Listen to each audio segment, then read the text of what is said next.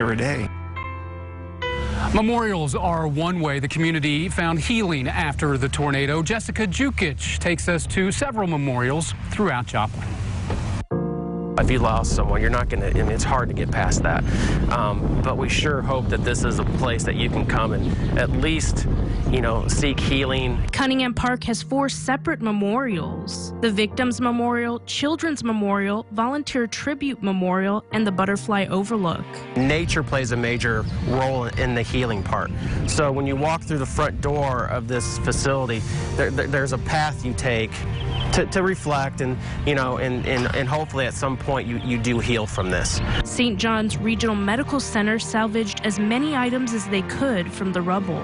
The glass in the old chapel was salvaged, and it actually is part of the terrazzo floor in the new hospital in one of the areas. So they took great care to maintain the legacy of the old building and what was in St. John's, but still incorporated in this beautiful new space.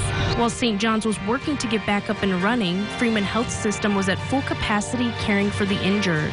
Freeman Health System created the Beacon of Hope Memorial to remember the employees who worked tirelessly throughout the night. There was such an outpouring of Freeman family members that, you know, crawled in here after their homes had been hit. Our employees took a tremendous amount of effort, time, of their talents and their resources to help rebuild Joplin.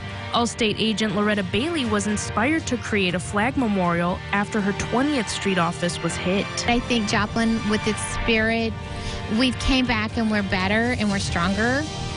And it's a moment that changed all of our lives, and I think it's something that I just want people to remember that.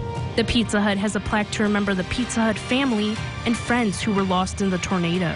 The memorial is to remember the heroic actions that were taken to save lives. Associates at the Rangeline Walmart came together after the disaster to create a garden.